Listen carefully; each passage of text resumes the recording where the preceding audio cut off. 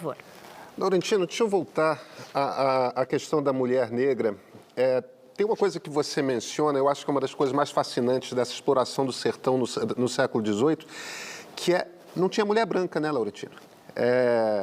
Muitos homens brancos que vieram de vários cantos do Brasil e da Europa em busca de enriquecer, mas pouquíssimas mulheres.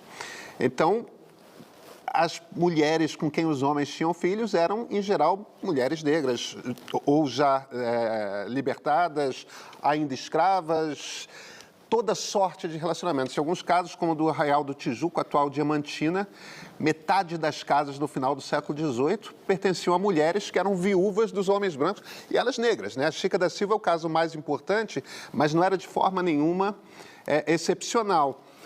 Eu não estou tentando ser freiriano, não, mas tantas crianças, filhos de mulheres negras, algum rastro cultural, alguma marca isso certamente deixou. Que marca é essa? Bem, o escravismo brasileiro, ele se diferencia, eu diria assim, tem três grandes fenômenos que diferenciam o escravismo brasileiro, né?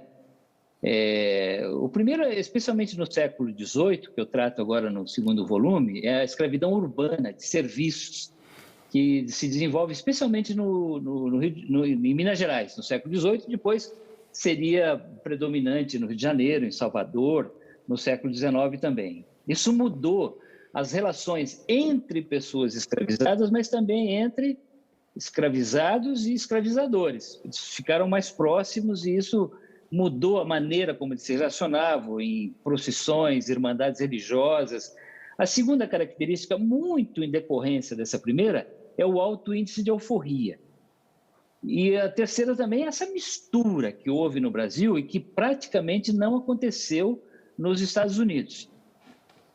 Agora, eu diria que seria um erro achar que isso foi uma prerrogativa, uma decisão das mulheres negras. Ao contrário, como eu mostro na história da Chica da Silva, com base na grande biografia da professora Júnia Furtado, era muito comum esses homens portugueses que chegavam para fazer a vida, se aventurar na América Portuguesa durante a Corrida do Ouro, comprarem adolescentes escravizadas com o objetivo de exploração sexual.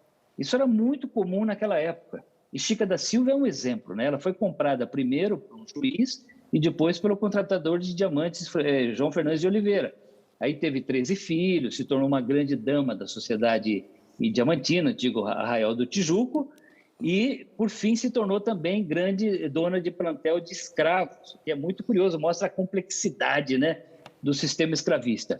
Mas, realmente, o escravismo brasileiro teve isso, uma grande mistura, diria assim, a chamada miscigenação racial no Brasil foi muito superior à que houve no sul dos Estados Unidos, onde isso praticamente não aconteceu, e também o índice de alforria. Mas o que eu mostro no meu livro é que essa alforria não era uma concessão, não era uma dádiva do senhor ou da senhora escravista, geralmente era uma conquista. A imensa maioria dos processos de alforria ocorreram mediante a compra, a chamada autocompra. A mulher, e a imensa maioria também foi de mulheres que trabalharam e desempenharam inúmeras atividades, chegaram a ser donas de minas, de área de mineração, fundaram irmandades religiosas, candomblés, quilombos. É uma coisa impressionante você observar esse protagonismo da mulher negra no Brasil do século XVIII. E elas compravam alforria, pagavam prestação. E às vezes tinha cláusulas do contrato que diziam que a alforria só seria realmente válida, efetivada, depois da morte do senhor. Então, assim, havia uma escravidão que se perpetuava, mesmo depois de comprada, paga, em prestações, com a morte do dono, né, do dono ou da dona do escravo.